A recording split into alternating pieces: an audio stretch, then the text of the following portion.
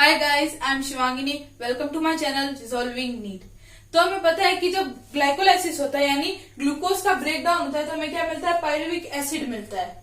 और एनर्जी की फॉर्म में हमें क्या मिलता है, दो मॉलिक्यूल मिलते हैं एटीपी के नेट और दो मिलते हैं NADH2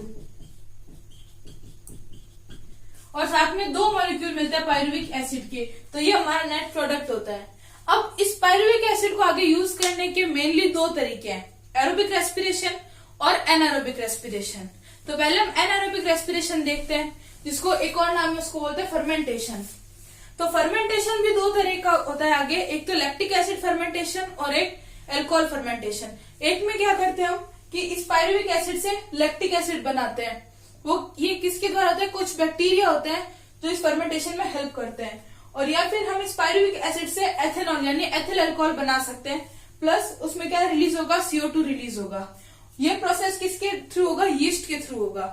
तो अब इन दोनों प्रोसेस में क्या होगा, जैसे अगर पायरुविक एसिड से हमें लैक्टिक एसिड बनाना है तो एक NADH2 का मॉलिक्यूल लगेगा और उसका ऑक्सीडेशन हो जाएगा और एंजाइम कौन सा लगेगा, लैक्टेट डिहाइड्रोजिनेज।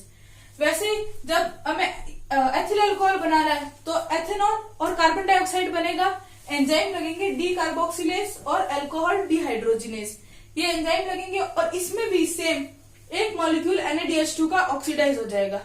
अब देखने वाली बात यह है कि हमारे पास दो पायरुविक एसिड है, तो ये ऐसे नहीं है कि एक से लैक्टिक एसिड बन जाएगा या एक से एथेनॉल बन जाएगा। ये बताने के तरीके हैं, हो सकता है दोनों से लैक्टिक एसिड बन जाए।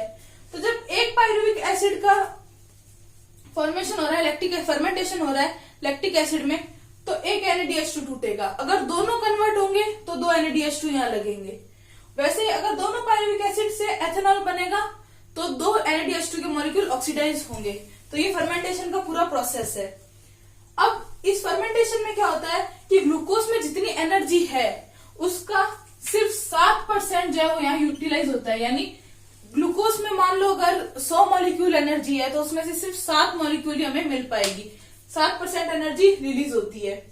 और ये जो अल्कोहल का फॉर्मेशन है ये सारा होता है यीस्ट के थ्रू।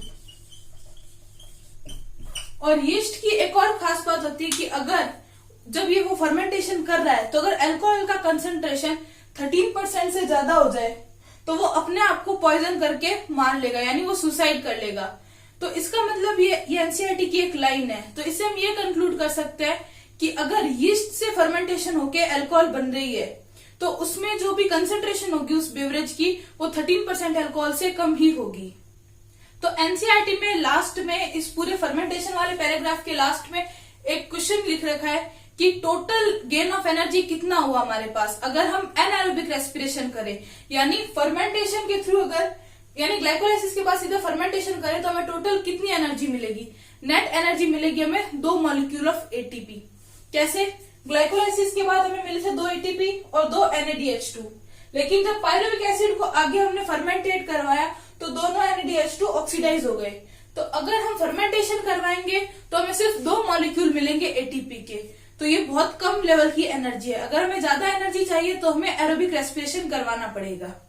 तो एरोबिक रेस्पिरेशन मैं अपने अगले वीडियो में बताऊंगी। अगर आपको हमारा वीडियो पसंद आया तो वीडियो को लाइक करें, चैनल को सब्सक्राइब करें। Thank you for watching. जय हिंद, जय भारत।